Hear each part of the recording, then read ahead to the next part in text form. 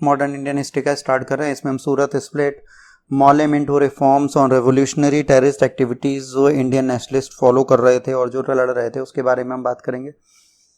आज के लेक्चर में थोड़ा ज़्यादा लेंथी तो नहीं होगा, कोशिश करूंगा शॉर्ट में निपटाऊं, पर कुछ चीज़ें समझनी है तो चलिए समझना स्टार्ट करते हैं।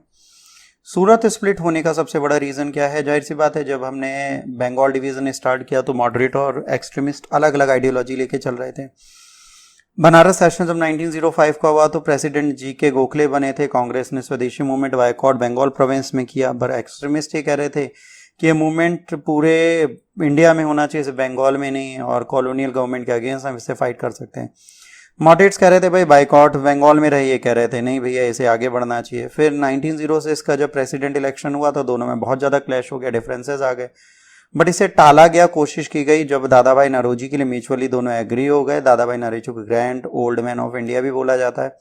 दादा भाई नौरोजी ने इस सेशन में कहते हैं कि हमारा क्लियर कट गोल स्वदेशी या सेल्फ रूल पाना है, स्वराज जिसे हम कहते हैं, स्वराज या सेल्फ रूल पाना है, जैसे यूके ने अदर कॉलोनीज में दिया है। बट ये डिफरेंसेस कंटिन्यू चलते रहे और सूरत सेशन हुआ रासबिहारी बोस के टाइम पर, जहां पर ये दोनों लोग अलग हो गए, क्योंकि मॉडरेट लीडर थे रासबिहारी बोस, जैसे ये बने इन्होंने एक्सट्रीमिस्ट को कांग्रेस से बाहर निकाल दिया। इसी टाइम पर इंडियन काउंसिल एक्ट मॉन्यूमेंटो रिफॉर्म्स के बारे में अनाउंसमेंट हो गया, ये आएगा।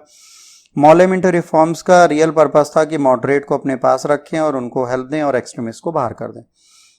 फिर इंडियन काउंसिल एक्ट ऑफ 1909 या मॉन्यूमेंटो रिफॉर्म आया। इसमें क्या किया, लेजिस्लेटिव काउंसिल और प्रोविंशियल लेजिस्लेटिव काउंसिल दोनों में बेटा मेंबर्स बढ़ा दिए गए, और इसमें जो मेंबर्स थे उन्हें इलेक्ट किया जाएगा प्रोविंशियल काउंसिल के द्वारा। इसके बाद एक इंडियन होगा जो गवर्नर जनरल एग्जीक्यूटिव काउंसिल में बैठेगा। पहले सत्येंद्र प्रसाद सिन्हा बैठे, फर्स्ट इंडियन थे जो गवर्नर जनरल एग्जीक्यूटिव काउंसिल में गए, और बाद में इकलौते इंडियन है बेटा हमारी कंट्री के जो गवर्नर ऑफ अ स्टेट बने थे ब्रिटिश रूलिंग के टाइम पे। इकलौता ऐसा इंसिडेंट है, इसके बाद कोई भी इंडियन इतनी बड़ी पोस्ट पे नहीं पहुंचा था उनके टाइम पे। फिर सेपरेट इलेक्टोरेट की बात की, कम्युनल इलेक्टोरेट जिसे बोलते हैं मुस्लिम्स के लिए, यहीं से शीट पड़ गया था पार्टीशन ऑफ पाकिस्तान का। इसके बाद element of direct election legislative council में स्टार्ट किए। इसके बाद introduce the resolution and increase the power to ask question, voting on separate budget items was allowed, मतलब सब पर नहीं कुछ पर। फिर इंडियन लीडर्स की बहुत एक्सपेक्टेशन थी जो पूरी नहीं होती, जो जॉन मॉले ने खुद कहा था। इन्होंने कहा कि अगर इस चैप्टर को आप सोचते हो कि डायरेक्टली इनडायरेक्टली ये पार्लियामेंट्री सिस्टम इंडिया में लाएगा तो इसके लिए मैं कुछ भी नहीं कर सकता। इसके बाद बेटा जाहिर सी बात है, जब मॉडरेट एक्सट्रीमिस्ट अलग हो गए तो टेररिज्म एक्टिविटीज़ हमारे यहाँ आएंगी। तो टेररिस्ट एक्टिविटीज़ कई सारी सोसाइटीज़ आई जिन्होंने मिलिटेंट नेशनलिज्म इंडिया में स्टार्ट किया, और इसमें ब्रिटिश ऑफिसर्स रैंड का जो मर्डर हुआ चेपिकल ब्रदर्स ने किया 1897 में, यहाँ से स्टार्ट हो गया। पहला रेवोल्यूशनरी ग्रुप जो था अनुशीलन समिति था, बंगाल में बना 1902 में। प्रोमोत्र मित्र ने बंगाल में, ठीक है, प्रोमोता मित्र ने इन्हें बनाया था बंगाल में। इसके बाद महाराष्ट्र में वी.डी. सावरकर ने अभिनव भारत सोसाइटी बनाई। इनके ब्रदर और सावरकर मतलब इनके भाई और इन्होंने मिलकर सीक्रेट सोसाइटी मित्र मेला बनाई थी इससे पहले।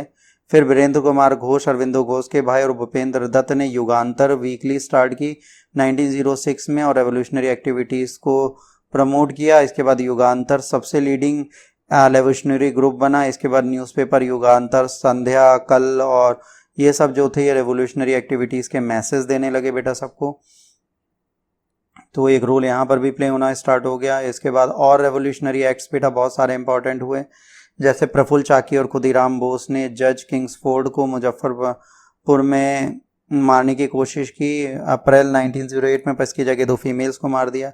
प्रफुल्ल चाकी ने खुद को मार लिया, खुदीराम बोस को फांसी लगा दी गई। फिर पुलिन दास ने ढाका अनुलेशन समिति के थे, इन्होंने बराह डकैती की 1908। फिर अनंत कारके ने लीडिंग मेंबर थे अभिनव भारत के, इन्होंने नासिक के कलेक्टर जैक्सन की हत्या की। इसके बाद डिस्ट्रिक्ट मजिस्ट्रेट त्रिनवैले को मारा। वाची अय्यर और नीलकंठ ब्रह्मचारी ने भारत मठ एसोसिएशन था उसके ये मेंबर थे 1911 में। फिर 1912 में बॉम्ब अटैक हुआ वॉइसरॉय हार्डिंग पे, जिसे सनी सयाल और रासबिहारी बोस ने किया, बट वो बच गए। इसके बाद 1905 में भागा जतिन और जतिन मुखर्जी ने रिवोल्ट ऑर्गेनाइज करने की कोशिश की जर्मनी से आर्म्स लेके, पर इनकाउंटर में उड़ीसा कोस्ट बालासोर में मारे गए। फिर मुजफ्फरपुर इंसिडेंट हुआ, पुलिस ने बॉम्ब बनाने वाली साइट में लालकोट को कैप्चर किया और अरविंदो घोष और बरेंद्र घोष को पकड़ लिया। इसके बाद जब अरविंदो घोष फ्री हुए तो इन्होंने आश्रम अपना फ्रेंच कॉलोनी पौंडीचेरी में बना लिया और एक्टिव पॉलिटिक्स छोड़ दी। टेररिज्म का स्टार्ट हुआ 1907 में, क्योंकि यूगर पीपल स्वदेशी मूवमेंट और मिलिटेंट एक्सट्रीमिस्ट जो एक्सप्रेस कर रहे थे उससे कोई समझ नहीं आ रहा था उन्हें। एक्सट्रीमिस्ट लीडर को फेल हो गए कोई भी कंस्ट्रक्टिव एक्सोल्यूशन लाने से, जिससे रेवोल्यूशनरी टेररिज्म स्टार्ट हुआ। अगर मॉडरेट एक्सट्रीमिस्ट में इतनी लड़ाई नहीं होती शायद मूवमेंट और बेटर चल सकते थे, बट ठीक है, रेवोल्यूशनरी टेररिज्म का भी अपना एक पार्ट है। न्यूज़पेपर युगांतर, संध्याकाल, इन सबको याद रखना। बंगाल, महाराष्ट्र, कौन कौन इनके थे। इसके बाद revolutionary terrorism, outside India, Shyam ji Krishna Varma ने इंडियन होम रूल सोसाइटी और इंडियन हाउस जर्नल स्टार्ट किया दी सोशलिस्ट लंदन में। मैडम मदन लाल ढींगरा जो थे इन्होंने कर्जन वाइजले की लंदन में हत्या करी। इसके बाद मैडम बीकाजी कामा ने ऑपरेट किया पेरिस से जेनेवा में, जर्नल वंदे मातरम में स्टार्ट किया इन्होंने पहली बार। स्टुगार्ट कांग्रेस 1907 में इंडियन फ्लैग को अनफ्लड किया। उसके बाद अजीत सिंह और सरदार सिंह राणा भी एक्टिव थे। फर्स्ट वर्ल्ड वॉर में इंडियन इंडिपेंडेंस कमेटी स्टैब्लिश की वीरेंद्र चट्टोपाध्याय ने और अदर्स ने बर्लिन में। इसके बाद वीरेंद्र चट्टोपाध्याय ने न्यूज़पेपर तलवार स्टार्ट किया बर्लिन से। Provincial government of free India Kabul में बनाई गई 1915 को। महेंद्र प्रताप प्रेसिडेंट और Mohammad Bakhtiar as a prime minister. इसके बाद रेवोल्यूशनरी आउटसाइड इंडिया में वीवी अय्यर, मौलाना उबेउल सिंधी, सरदार सिंह राणा और अब्दुल रहीम थे। मोस्ट इंपॉर्टेंट रेवोल्यूशनरी बाहर थे गदर मूवमेंट जो ऑर्गेनाइज हुआ नॉर्थ अमेरिका से।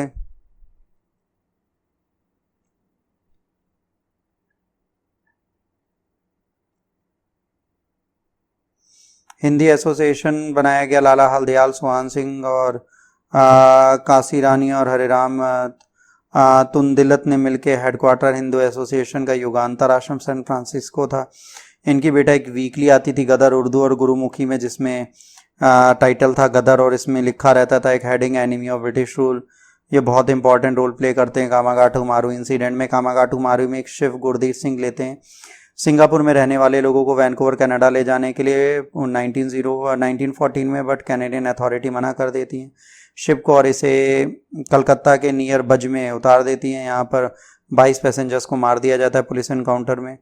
वर्ल्ड वॉर स्टार्ट होते गदर डिसाइड करते हैं कि हम रिवोल्ट हम इंडिया में स्टार्ट करेंगे। रास बिहारी बोस लीडरशिप गदर का उठाते हैं, बट ये रिवोल्ट 15 फरवरी 1915 को डिसाइड होता है पर फेल हो जाता है। कई लोग अरेस्ट कर लिए जाते हैं, करतार सिंह साराभाई हैंग कर दिए जाते हैं, अदर लीडर्स पकड़ लिए जाते हैं। जब कई सारे अदर लीडर्स यहाँ से छोड़े जाते हैं तो इसमें सोहन सिंह भकाना होते हैं जो एक मेजर पेजेंट ट्रेडर बन जाते हैं पंजाब के। गदर से इंस्पायर होकर British inspired by Ghadar there was a revolt in British army. Ghadar से इंस्पायर होकर एक ब्रिटिश आर्मी में रिवोल्ट होती है जामदार चिश्ती खान और सूबेदार ढूंढे खान के द्वारा। ये भी आपके लिए ज़रूरी है, इसे भी आप यहाँ से पढ़ लीजिएगा। रेवोल्यूशनरी टेररिज्म बेटा इतना ही है, इसके आगे रेवोल्यूशनरी टेररिज्म में हमें और कोई सब पार्ट नहीं पढ़ना। अब हम अगले पार्ट पे आ जाएंगे, home rule league and Lucknow pact and all पे आ जाएंगे, तो अब इसे पढ़ेंगे। इसके बाद फिर गांधी नेहरू स्टार्ट हो जाएगी और वर्ल्ड वॉर्स फर्स्ट का रोल टाइम भी चल रहा होगा। तो आज के लेक्चर के लिए इतना ही। अगर आपको लेक्चर अच्छा लगा तो लाइक शेयर और सब्सक्राइब करें। अगर नहीं अच्छा लगा तो डिसलाइक करके कमेंट में बताएं आपको डिसलाइक क्यों किया। उम्मीद करता हूँ आप सब स्वच्छ होंगे, स्वस्थ होंगे, सेफ होंगे, घर पे होंगे। God bless you all, take care, bye bye.